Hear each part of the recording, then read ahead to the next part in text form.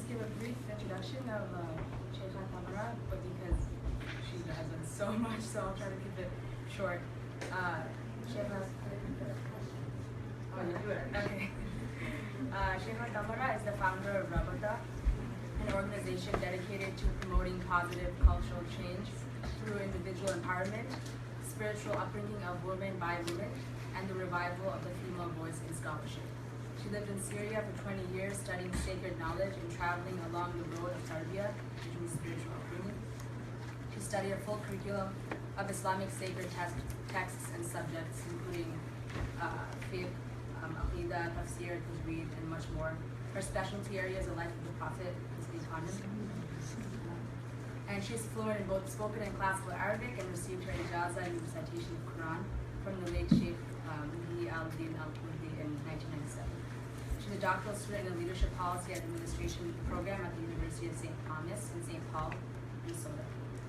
She holds a master's degree in curriculum theory and instruction and works in the field of education, focusing on instruction, curriculum design and implementation, administration, and teacher training.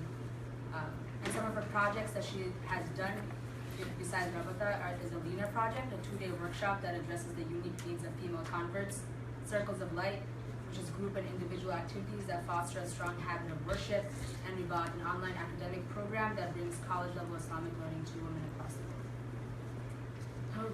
I am being so nice to you, but I wanted to start off basically at the beginning of your life. So if you can tell us a little bit about your childhood, what your family was like, your mother and father, if you had any siblings, what your community was like, how you were as a child, basically. So, let me see.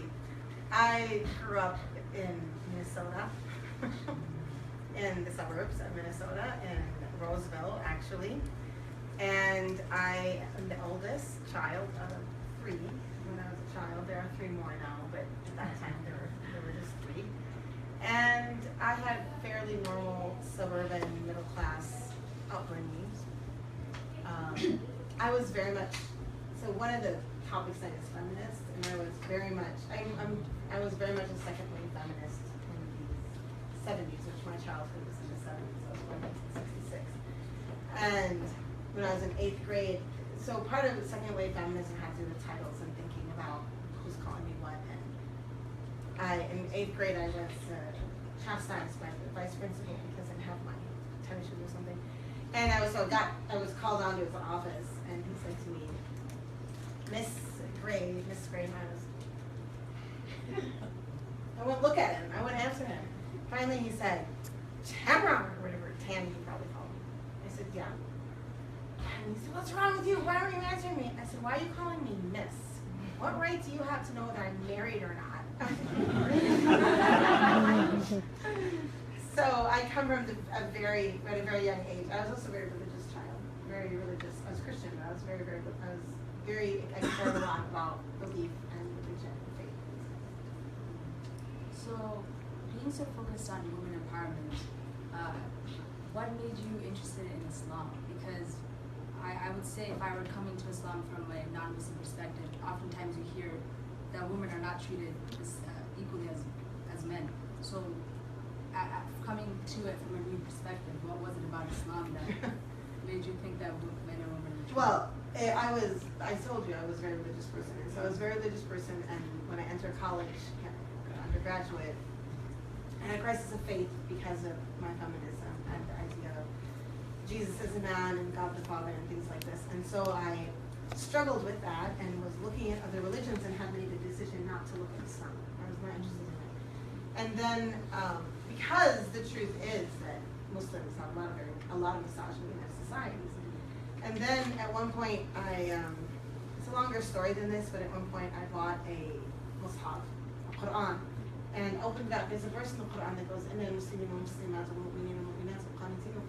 it goes on 10 qualities of the human being that are laid out in Arabic grammar to include men and women, men and women, men and women. And I looked at that and thought, oh, what do you know? The religion itself demonstrated to me equity. It's just the Muslims were having some problems understanding that. And as a Christian, I didn't have any problem with the concept that there might be a lot of people calling themselves Muslims who don't really understand their faith. To me, I was an evangelizing Christian. So I had worked with a lot of Christians that, for me, as a Christian, didn't really understand or didn't necessarily follow the teachings of Jesus. So for me, it was no big deal that there could be plenty of Muslims in the world who didn't follow the teachings. So when we speak about the misogyny that's in Muslims in the community, I'm assuming you're speaking about the mosques. So do you mind speaking a little bit about that and your relationship to mosques and what you have been studying and how that relates to it? What I've been studying. Well, first of all, let me answer what I mean when I say misogyny. The Muslim community is suffering from a couple of different types of misogyny, and one of the areas of misogyny that we deal with does come from old cultures. It comes from old Bedouin culture. It comes from old Indian culture in the subcontinent of India. It does come from these older cultures. But we also have a lot of misogyny that was imported to us with colonialism. And so a lot of attitudes, if you look at the attitudes in the 1800s towards women in Europe, a lot of those, or 1700s as well, a lot of those attitudes came to the 80% of Muslim countries that were colonized. 80% was a huge number. And those attitudes, when they were sort of laid as a blanket over Muslim societies in a situation where our Muslim societies had lost power, they were disempowered, and the status of women became very politicized. And so we've taken on a Western misogyny that wasn't originally ours. And we also carry, of course, older misogyny as well. Every culture in the world carries some of it. So I would say that the Western mosque is a manifestation of the misogyny that existed in Muslim countries in the 60s and 70s, brought here, and there's a third piece of misogyny we're dealing with, which is the modernism that affected the Western world, and how modernism affected the Western world is by taking people away from the concept of revelation, right, and the concept of religion, and making science the truth with a capital T. And now we're in postmodernism where we don't have a capital T anymore. But for Muslims, Muslim communities responded to this type of modernism in different ways.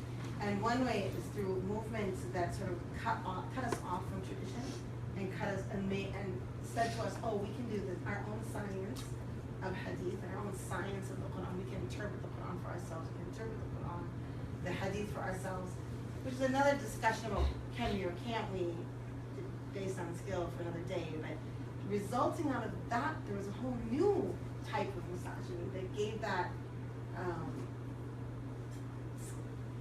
power, if you will, or skill to men. And this isn't textual, this is just what happened.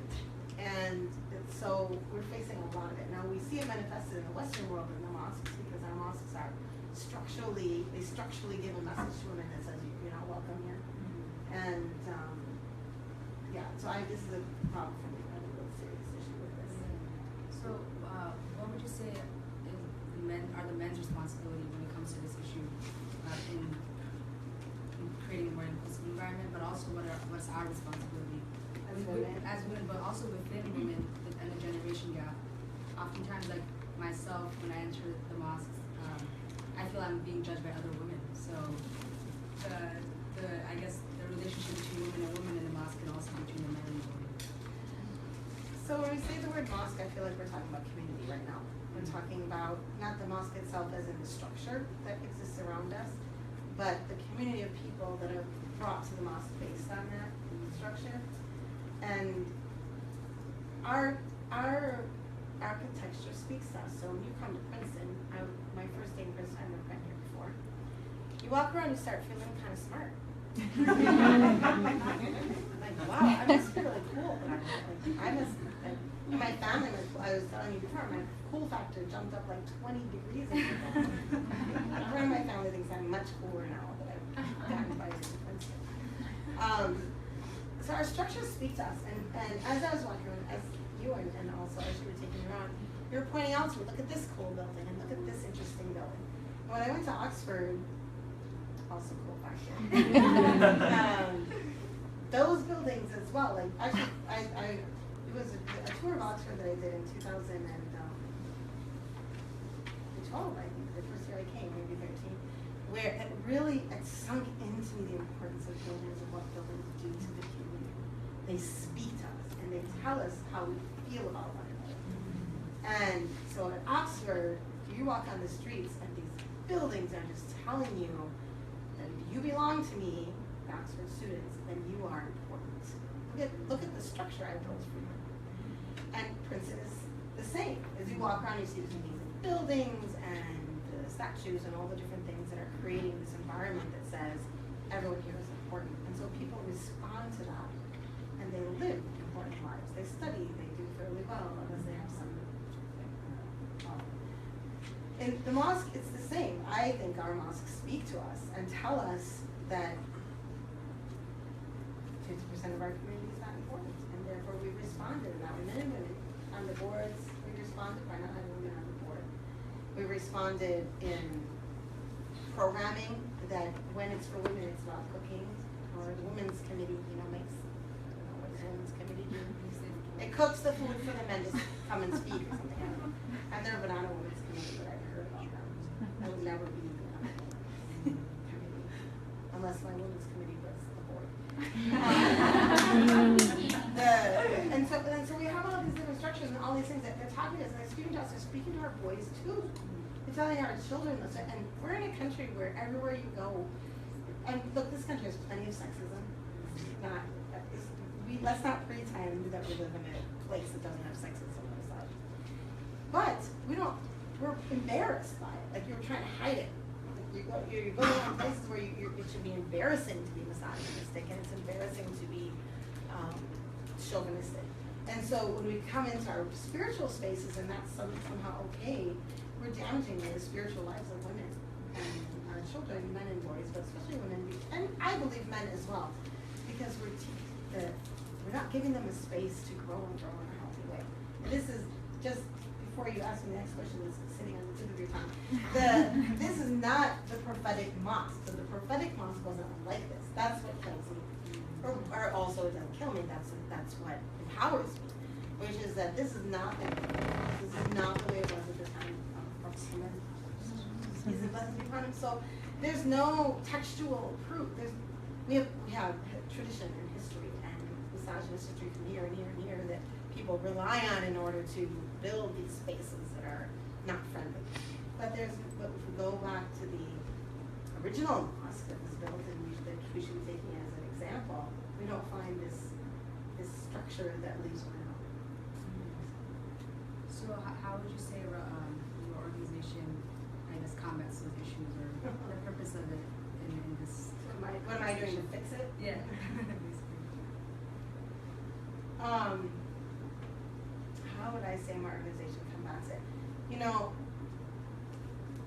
I'm reading a novel right now that is a very strange novel about a fish. And it talks about, I'm not sure I haven't finished yet, but I think it's a parody of history that is looking at the development of misogynistic systems. And basically telling us that every time misogyny became really powerful, women united together in order to combat those cultural pieces that were affecting them negatively, and in their strength together, they were able to build something to push back. And that's just a novel, but I feel like it's reflective of some truth, at least a postmodernist truth, where when we look back in Christian history, we think about nuns and convents and women coming together to have a voice in the church. When we think about nursing and the nursing in the military, and nurses that got together in order to have a voice and a say in what was happening in their country's defense of itself. When women came together, they began their voice there, and from there, they could come out with a louder voice individually. Even in the United States National Organization of Women, this feminism, the second wave feminism, which I know has plenty of problems, but it came together in the National Organization of Women in a way, in an attempt to create a voice to push back against what was oppressing women. And I think that Rabata is an organization that is primarily focused on Muslim women and women in general. And the empowerment in our online seminary is all about bringing the female voice of scholarship back. So raising up female scholars who will be able to speak to theological and legal issues in our community. Our publishing company is all about giving voice back to women, to publish women in fiction and in academic work and things like this. And our bookstore is really not about women's empowerment as much as it's about a gathering space for people to come to and get to know one another. That's a little bit different. So, but I would say that at its origin, a lot of what we're doing is this gathering of women together to live in the shelter of one another, to get away from the cattiness and the struggles we have when we're in a place that makes us feel like we need to fight with one another, and push back against that and support one another, learn to live in the shelter of one another, and to raise each other up and to grow that way. So I would say that's what I'm doing, and hopefully the women that are working together then go back to their communities and find positive ways to make deep cultural change. So it seems to me that you're basically creating like superwoman leaders. Yeah, that's good. I like that. So next tag on hashtag superwoman leader. So considering that women now they both have the identity of maybe mothers, wives, and all the other professions, and how the media presents as women, basically all these they are kind of things that weigh them down. Keeping those in mind, how do you, when women go out to other places to spread their message, which lens or which focus do you think women go through when they go out and speak and spread that message? For example, when you're coming here and speaking to us, are you speaking to us as a sheikha, or are you speaking to us as a wife, as a mother, or do you combine all these identities and basically? I think it's very interesting to separate out our identities and look at the intersectionality of all the different places that we come from. But when I speak to people, I hope that I speak with the united, that where all these pieces of me are coming together, and I just come to you as kind of my authentic self. It's an interesting question for you, because I don't like bring one person to one place and another person to another place. You know what I mean? Yeah. So when these women are being developed into leaders, I guess what principles do you teach them, or what is your definition of a woman leader? What are some takeaways that they get out from your program, just from being in a company? In my company, as in sitting around me, or is it your organization? Being a teacher and the relationship to your students. I am concerned with empowerment. So empowerment means you finding your authentic self, your place with God, your spiritual fulfillment, your talents, your passions that you're excited about, and bringing these things together and feeling like you're capable. Whatever your conditions are, whatever your situation is, that you're capable of contributing in some way. For everyone, it's going to be different. So I really hope I don't give a message, excuse me, that contribution to society or cultural change or social justice issues or faith communities or whatever is sort of a one-size-fits-all, because I think that would be a disservice. Human beings are so different. Yeah, that's an answer to that one. So in terms of female leaders, female scholarship, what would you say is, why do you think it's necessary, I guess, to have female scholarship? female scholarship? Oh my God, it's like the most necessary thing right now. especially in the Muslim theological and intellectual academic world, anywhere, think about it. Think about any field of study. When a woman, when we look at that field of study through the lens, excuse me, through the lens of a woman's gaze, or the lens of a woman, we're seeing things differently.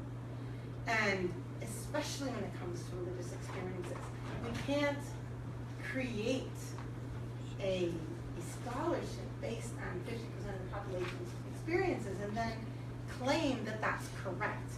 So that's the problem we have in sociology, that's the problem we have in political science and all these things where we take one, thank you very much, where we take one experience and then we extrapolate that and make that the correct experience. I say, so the example I give, which has nothing to do with men and women, but maybe it'll help you understand what I mean, is that all sleep studies, if you think about sleep studies are always done on random people. And there's random folk. And what I want to see are sleep studies done on spiritual people. Because spiritual people never sleep very much. That's not just Muslims. That's across the board. People that are working on their spiritual life and growing spiritually don't sleep a lot. Why not? We never asked the question because we tested one group of people and we extrapolated that means everyone needs 8 hours of sleep. Who says if you're praying for 4 hours a night that doesn't mean you only need 4 hours of sleep? I don't know. I'm just throwing that number out. Who says? And so in the same way, if we're only testing or thinking about one group of people, in this case men, who says that that's the way to think about faith, to think about Quran verses, to think about, there's a verse in the Quran, which Muslims here know certainly, which is about, probably all of you do because it's talked about a lot, that is about bearing witness. And Muslims are always raked over the misogynist coals for this one because it's like, why would it have to be 2 women for 1 man and all this stuff. And men, when they explain it, they're like, oh, women don't know a lot about money. So they need help. They need a lot of help to understand money, and they never really knew it before. And it's like, what do you get? And you know what? There's a lot of truth in that because historically and geographically, women have not necessarily known as much about money as men for reasons that we could talk about. But I don't accept that as the reason for this verse. I know that legally, sometimes a woman's, her voice is stronger than the voice of 6 men in a court of law, depending on her specialty area, no matter what it is. I know that the Islamic legal system is far more vast than this one verse. But yet the verse is there. So as a scholar of Islamic studies, I asked myself. And a young woman came to see me at the bookstore a month ago. And she said, Anse, Sheikha, I want to ask you a question. What do you think about this? And here's a woman who, she's not a scholar, but she's been studying. And this thought occurred to her. And I said, SubhanAllah, this is the importance of the female voice, the female thinking. She said, the problem with one woman in this world of legality is that she becomes the token woman. And in that world where there's only one woman with a whole bunch of men, a token woman is often walked all over and very often ignored. And in our boards, the mosque boards, where we have a token, the mosque boards, it will be like, we have a woman on our board, it's okay, we have one. And then they'll tell you, oh, we have our meetings from 7 o'clock to 10 o'clock every night. Women can't make it, they're putting the kids to bed. Really? This is the kind of stuff that makes me nuts. Anyway, but if that board had 2 times as many women as men, as this verse seems to indicate it should, then perhaps more work would get done. Yeah.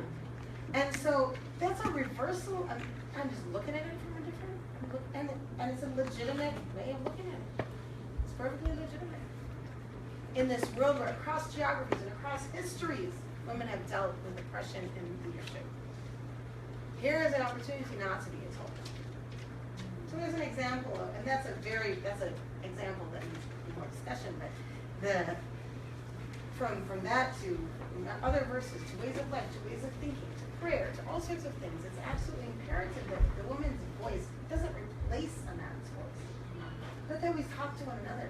And I'm looking really forward to the day when that is what happens. We actually talk to one another about these issues, as once it used to happen many years ago. So I guess what do we do next then? So how do we change the current situation to get to that point in which there are more women on boards? Yeah. I suppose one community at a time. Maybe one community at a time where each community stands up and says, and women need to stand forward and say, I'm ready to do this. I'm ready to take on this responsibility and lead and change this mosque and make it a beautiful spiritual place, ready and accepting of everyone. And I think we need more than just the simplistic idea of being women on board. I mean, women need to be educated to stand. They need to graduate from my program. and there's just so much that needs to be done, but I think perhaps one person at a time. One person at a time. Once you feel capable, then you're not fighting anymore. Because it's when you feel disempowered that you feel like you have to fight. And once you feel empowered, you don't feel like you have to fight anymore. Now you feel capable, and so you can band together and work together to really make some deep changes that need to be made in our communities today. So I know you talk about these ideas of spirituality and empowerment and leadership in your book, Juris for Jotsu. Would you mind explaining to us a little bit about what ignited this desire to write the book and how you felt during the process of writing? And so the book is Joy Jots. And so I had a really big life change in 2012. I lived in Syria for 20 years. And in 2011, the war began. And I experienced all the Fridays. There was the Friday of this and the Friday of that and the Friday of this for a full year. And even in 2012, I wasn't ready to leave. But I came here in that summer because my sister was having a baby. And so when I came here in 2012, I couldn't go back. The war entered Damascus, and everybody voted against me for going back. And that's little tongue in cheek. I have a son at that time. He was in grade 10, and it was really too dangerous for him to be there, especially. So I had this huge life change where I moved from a life that I didn't ever intend to leave. So when I was living in Syria, I was a successful educator. I was a teacher trainer. I wrote curriculum programs. I ran around training. I went at training administrations and teachers all in the region, Qatar and UAE. I had a great job. I loved the school I worked at. I was a very happy person. And at that stage of my life, I worked very hard to reach that stage in my career. Also, I had, by that time, finished most of I'd been studying for 20 years, so I'd finished most of the subjects that I'd set out to study 20 years ago in Islamic studies. And so it was like, kind of sitting on top of the world kind of situation. And then, I was, I'll say, famous in quotation marks because Damascus is a very big city, but it lives like a small town. So people knew me, like they knew me by my first name. I used to say, well, I'm like the Madonna, which was my little joke, right? Because obviously it's a little bit different. But so I came from there back to my country, my state, my family, my place that I grew up in, and I didn't know anyone, nobody knew me. And I had all this I thought, I could do, but nobody knew anything about it, and you couldn't talk to anybody about it because you had to put it on the internet. You had to go on the internet to apply for jobs, and I mean, you guys know how it is. I didn't, and it was really hard. And I was certainly, especially in that first year, pushing back all the time on negativity. I'm a very positive person, but that was a really hard year for me. And so, and as it's at the same time, I was meeting Muslims across the United States who were suffering and depressed, and just, it's like they were, Najia, the editorial director of a publishing company, she says, we were all taught to be dour. I love that word. And that's exactly what it was. Everyone was just dour. They were just kind of, I was like, what is this? Like, what is this? What is this? I don't understand it. I come from 20 years in Syria. And I came from yay, you know, to, and I couldn't understand it. And so I started writing a weekly blog. And it was really mostly a reflection. It was like a weekly reflection on what did I see that week? What happened this week? What did I see and what was I thinking about? And so I was writing those all year, and then in the summer, we were beginning the publishing company, and Najia said to me, hey, let's bring all this together and publish a book. It sounded so easy. I said, yeah, let's do it. I thought it would take 2 days. So we collected them and threw out half of them and had to rewrite, you know, those of you who know what you all know, you all write papers and stuff, but just multiply that by a few hundreds of, you know, issues and problems and all that, and so we did it. And it was really a great exercise in reviewing those feelings of that year. And the title Joy Jots is because of this idea that faith should be about joy. And even when we're going through difficult times, we should be able to jot down joy, to jot down pieces of joy in our lives. That we should be able to find joy even in the darkest days. And so that's where the title came from, Joy Jots. Hoping that people would get at least some sort of practice in the idea of finding joy in their lives through these 50, so it's 52 essays, one a week. If you want to read it like that.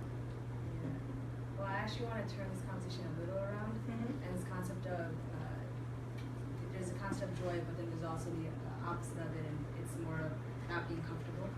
So I know we were discussing a little bit about what it means to not be comfortable, especially with what's happening right now around the world. So I guess twofold the question is, one, how do you balance both the joy that you should have as a Muslim against all of the atrocities that are happening around the world, and how do we respond to that, especially when a lot of these, well, currently right now, a lot of the issues are facing Black people who are not Muslim right now. So as Muslims, how do we also, I guess, respond to those issues when we're so Muslim focused? Okay, that's a complicated question. We asked like 4 different questions in one. So on one hand, the personal thing of, I want to find joy in my faith even while I face the difficulties in my personal life and in the social justice arena that I live in. I think we have to find joy in our faith in order to deal with all of these ugly issues. Because if we lose hope in humanity, then where are we going? What are we going to do then? I mean, and it's easy to lose hope in humanity when you see Black men being gunned down for nothing at all except for being Black men. It's easy to lose hope in humanity when we elevate a leader as a leader, even though his rhetoric is ugly and hateful. And so it's easy to just be, and when we see signs in Minnesota, there was a sign that said Muslims get out at an ice cream shop. Really? You know? And so it's easy to lose hope in humanity. I think that religion and faith and spirituality, whatever, I know the word to be religious is kind of out of fashion, and we're supposed to use the word spirituality now. But to me, they're interconnected. And all of that stuff over there should be what sustains us and continues us in hope, so that we can not only listen or hear about these horrible things, but we can face them and be creative in our problem solving and how to deal with them. Now you said something else. You said, you talked about the Black Lives Matter movement, although you didn't exactly say that, but you talked about Black men and what they're facing from our police force. And I think that the question of Muslims and Muslims thinking about that, Muslims have been making a mistake for about 20 years, and we need to really wake up and just dump this mistake. We just need to say, okay, we are doing, it's like you take a test in math and you do badly, and you keep doing the same thing. The problem is not the math test, the problem is you, okay? And it's the same thing in Muslim communities. In the 70s and in the 60s, when Muslim immigrants came over here, they were just like the Italians, like my grandparents, the Germans, also my grandparents, came over here, completely forgot their culture, refused to teach their children their language, and I think all of their children were lesser for it, including myself. Like, I feel bad that the only words I ever heard in Italian were the swear words and the food words. I would have liked to know a few more. The food words, those are good. Anyway, but then in the 90s, all of a sudden, for a number of different reasons, we switched over to something that in the research is called Muslim First. So in order for Muslims to kind of survive and maybe sort of hold on to culture, they started to interact with people. It's a scholar who called this Muslim First. I can't remember her name right now, but she said, we began to interact with people in what we call Muslim First. When we think about intersectionality of identities, we said our Muslim identity is the most important, and everything else is secondary, and so we're going to live as Muslim first. And that didn't work. And it caused a lot of separation and insular attitudes within our community. And then we had 9/11, and Muslims got afraid of other parts of the community, so we just went deeper into this insular attitude. And it's not working. It's not only is it not working, it's not healthy. And it's not the typical way that Americans have the melting pot of America, where we learned about each other, we kind of melted a little bit into each other, but we've always, especially religiously, the religious minorities in the United States have held on to their identity in ways that are amazing. Muslims should be afraid of that. Look at the Jewish community. Muslims have to learn from the Jewish community. They are impressive in how they've worked to hold on to identity, even through some really horrible years of oppression. Look at the Mormons. Are you kidding me? They're amazing how they held on to their identity and their practice and everything. And they're not threatened by being Mormon, but the sake that they're not insular. They're insular in some things. Maybe not insular. They have their own stuff. Great, Muslims need their own stuff too. Like, we need times to come together for sure. We can't be Muslim first. We have to be human first. We have to be human first. And so we should never even ask the question. We should never even think or say they're not Muslim. Who cares? This is a systemic problem in the United States, a country in which we are citizens. And it is a systemic problem in the police force. And if it wasn't a systemic problem, we would not see police officers from every ethnicity killing black men and black boys. In Minnesota, the police officer killed a man in the car, doing nothing. He was in the car, in the passenger side, in the car. And so this stuff is, Muslims need to care about this. And we need to not only care about it, we need to be creatively thinking about solutions for these things. And we need to link arms with the Black Lives Matter movement. I mean, you can choose your issue. Like, people have the issue that they care about as far as putting their energy into that issue. Maybe it's housing. Maybe it's homelessness. Maybe it's women's rights. Maybe it's women's issues. Maybe it's Black Lives Matter. But we should care about all of them. I think we're going to be overwhelmed if we're going to throw ourselves into all of them. But we should care about them deeply.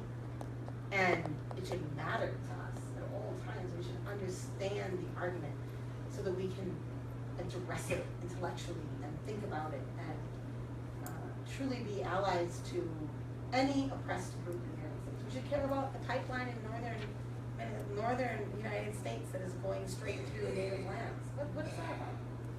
We should have to care about this stuff because our human selves have to be first. So just, going back to the idea of human first. So one thing that you had brought up during the leadership program that we were just a few hours ago was how Muhammad was both a leader for the Muslims but also the non-Muslims. So I guess my question is, what do you have to say about the relationship between Muslims and non-Muslims in terms of, I guess, secular studying, being at Princeton, like studying engineering, chemistry, math, all these other programs, but also having a sense of religious study as well, so that we can, I guess, be a voice for both groups. I think we need to stop thinking about secular and sacred, so they're really separate. Harun al-Rashid, during this, what we call this golden era of Islamic history, that's when, what made it a golden era was the bringing in secular studies and making them important without reducing what we might call sacred studies. I don't think we should separate them. I don't think we should feel that there's a dichotomy in our lives, that we're studying secular studies and always make sure we learn about our religion. It should all be part and parcel of what makes us a human being. And they're all important. I believe in the idea of the Renaissance woman, the Renaissance man. Whatever you can learn, learn. Whatever you can, anything you learn brings you closer to God, in my opinion. And it's faith that, and I also, this thing about Muslims and non-Muslims, I don't really like that phrase anymore. I feel like it's very, there isn't an Arabic equivalent. We don't have an Arabic equivalent. We talk about people about their faiths. And the kitab, people of the book, people who have another faith. And I think that as Muslims, we need to start thinking like that. And instead of just, there's Muslims and they're not Muslims, like this is a model that they prove out there that it's not Muslim. We're gonna be better at interactive, and we're gonna be better at outreach, we're gonna be better at creating community, we're gonna be better at living. We're gonna be better at living when we start to think about the words that we use more carefully. And we're sure that the words we use are saying what we want to say. I think we say Muslim and non-Muslim because we're trying to just say, the people that are not like me. But I think we have to remember that we are very much like everyone. We differ in our belief system, and those are very important for our faith and very important for how we're praying and but they should teach us. Those teachings should teach us how to interact with all of humanity in the best of ways, in following that leadership of Feminism. We didn't differentiate. We didn't say, here comes a Muslim, let me be nice, or here comes someone else, let me, that's a laughable concept that nobody would even entertain. And I don't think Muslims entertain that either as far as like actual action, but I still think that our words, we need to be careful about our words in order to grow our communities and grow one another. So when you mean words, what I get reminded of is what you want to do in the future in terms of studying narrative and storytelling, and I guess word choices are very important when it comes to that. So if you can speak a little bit about that pursuit that you were going to.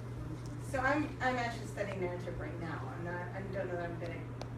I don't know if that's what I'm at the very tail end of the talk part of my doctoral work, and I'm about to go into the dissertation. So the last classes I'm taking now are all about narrative and biography and how we learn about leadership and how we learn about living through the biographies of people. When we look at a person's story and we see how they lived, we learn so much more than what we learn just from reading, like, let's say, a list of tips. That when we look at a person's life, we can, like Nelson Mandela, this man, he spent 18 years in prison, or is it 23? It's in the 20s, I think. I mean, really, like, think about that. And a terrible, terrible place in prison. And yet, he won. And that's a lot to think about, just right there. And what does that mean when we're thinking about leadership? And to read that life and reflect on that. And what does that mean if we get stuck for 23 years? God forbid in some kind of prison. What if we're just stuck for 23 years in what we're trying to do? Just stuck, that's it. We can't do anything, so we're gonna give up. So the biographies and the narratives that we read, they teach us about how other people have sort of gone before. And in the evolution of life, we should be doing better, not worse. So we should take examples of those people and find ways to extrapolate and expand and grow and uplift one another and the societies we live in. And that is what leadership should be, uplifting, not tearing down, not creating hatred, not separating, not divisiveness. It should be bringing people together, uplifting people, making people's lives exponentially better. Individual lives and community lives and social lives and the lives of a whole nation. Do you mind talking a little bit about the connection between storytelling and the Quran and how we should also read the Quran maybe as a story? Well, I wouldn't say we read the Quran as a story. Actually the Quran is interesting in that it's not a story. It's not a continuous story. It has a lot of different, here's a law, here's some laws over here, oh, here's a piece of story, oh, here's a metaphor and analogy, oh, here's some encouraging words, oh, here's another piece of a story. So it's not set up like that. But nonetheless, there are stories woven within it that teach us through the metaphor and analogy of those people's lives so much about what it means to be a person of faith, what it means to be a person who's taking on the sort of good work of humanity, if you will, through all the familiar names like Moses and Jesus and Aaron, David, all these familiar names, Mary, very familiar names of people and men and women who have chosen to live their lives in such a way as to uplift humanity while living a faithful life. And the uplifting of humanity is grounded in the foundation of faith. And those stories are throughout the Quran in many different ways. And we certainly learn in the narrative of that. It's interesting to me that those are told, that particular piece of the Quran is still told in narrative, even though it's not a narrative book. Because in my opinion, we learn so much more from the narrative than we learn from just a list. Like, oh, Moses was this A, B, C, D, E, F, G. We learn it much better when we just hear his story and we ourselves can think about, well, what does that mean about our lives? Are there any particular stories in the Quran that really resonate with you? Or maybe a story about a woman, perhaps?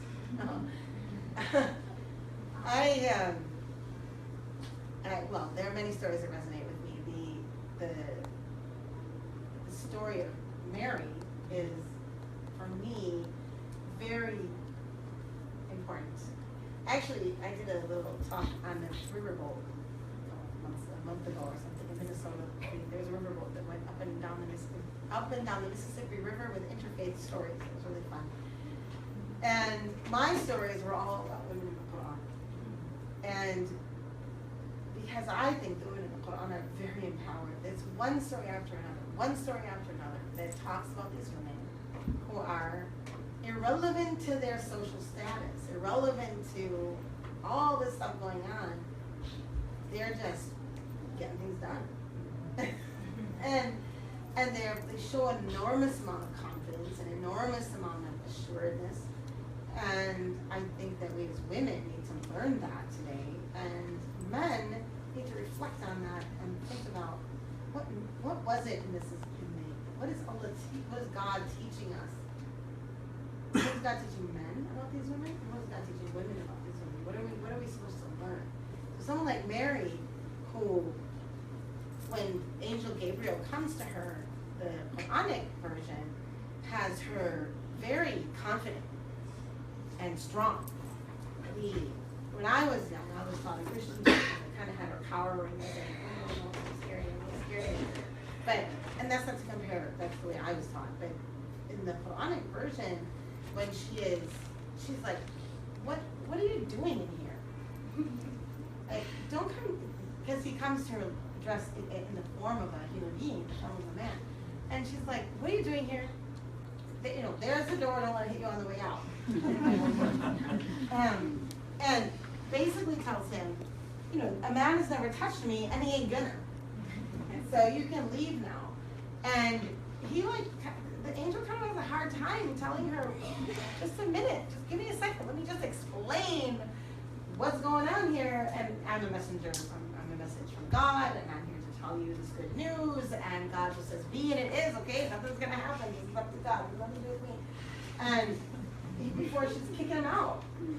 And we also have the story of her with her uncle, who was a prophet, Zachary, and he comes in and finds her, in the Quranic version, finds her with food. And he's the one who brings her food because he's taking care of her. And he's like, where's this from? And she says, she gives him a little lecture. This is from God. Don't you know that God gives whoever he wills about any question, about any account? And Zechariah in the Quran, who's a prophet and an older man, takes a lesson from this little 13-year-old, 12, 11-year-old. Christian sources don't tell me how old she was, but we don't really know. Nobody really knows exactly how old she was. But a young person, very young woman, girl, 10, 11 years old, telling her uncle, basically, get it together, don't you know this? And he goes back and he takes a lesson from this, and it's because of that he prays for a son, and John the Baptist comes, his wife is pregnant with John the Baptist, and he has this baby, Yahya. So and then Miriam goes off and she gets pregnant and she goes off. This story is a story I tell a lot. I can tell the story really long. But I don't know if just the piece of, she's pregnant. Think about this. Just imagine. Here's the girl that when her mother was pregnant, according to the Quranic story, when her mother was pregnant, her mother was so happy that she was pregnant. She's like, my response to the blessing of God is to give the blessing of God back to God. So I dedicate this child to the temple. Well, the Jewish temple was a male-oriented space. Women weren't allowed, girls either. So when the baby was born, she was like, what the heck? What am I going to do now? She doesn't say what I'm going to do now. And what fascinates me is that she made an oath. An oath. Now think about that in your society that you live in, whatever your community is. You make an oath and you think it's going one way, and it comes out another way. What do? You say, I guess I made a mistake. That's what I would. I promised this child to the temple, therefore she is going to the temple. The Quran does not tell us how that happened. But I just imagine the drama and the politics and the board of the temple. All those men, what were they saying? What did they say? Of course she was lucky because she had this uncle who was a prophet. He probably, pushed her in or said, I don't know what he said. This is important. But so now this little girl is growing up in the temple. So after a while, they probably forgot the drama that happened. And pretty soon, I'm thinking this little girl becomes the example for all the other mothers. You're raising your daughter. Think about your mother, how she talked to you when you were 14, 15. You're raising your daughter and you're like, why can't you be more like Maryam? Right? She's devoting all day. You don't even do your prayers. All day long, she's praying and worshiping God. All I want from you is 20 minutes in the morning. Whatever it is. And this is what I imagine. And this is my own imagination. And I imagine the women talking to one another about Maryam and talking to their daughters about her. And then one day, the girl's pregnant. What? And she's pregnant, and so to have the baby, she leaves the temple, goes out somewhere, and one of my favorite verses in the Quran is a verse that really demonstrates, and all you women who've had babies, which might be only 2 people here. Maybe 1. Well, 2, I know for sure, 2. Because me and you. Will recognize that this statement is a true statement. And if you haven't had a baby, just remember my face today for the day you do. And you'll be like, oh my God, that's exactly what I said. And which is a statement that is said in labor and delivery rooms across geographical borders, across historical lines, and it is, oh God, I wish I had died before this day. That's what she says. And like women say that all the time. And there she, in other words, she was so human. She wasn't some kind of angel incarnate or something. She was a human being, a woman alone, having a baby, in pain, suffering. And then she picks up this baby, and now what's she gonna do? Well, she's gotta go back to her people, the ones that were probably talking to each other about how great she was with a baby. I mean, this is in 2016, okay?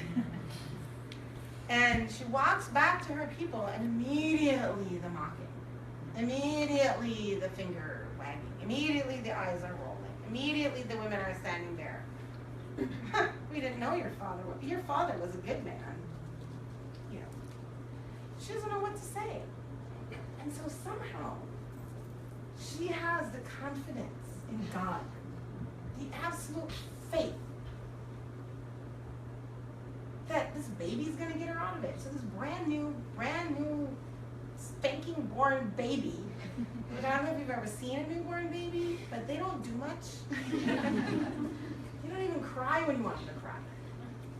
And sometimes they won't nurse, and something, they just really can be difficult, those little tiny babies. They do nothing that you want them to do. She points to the baby. And they say, what?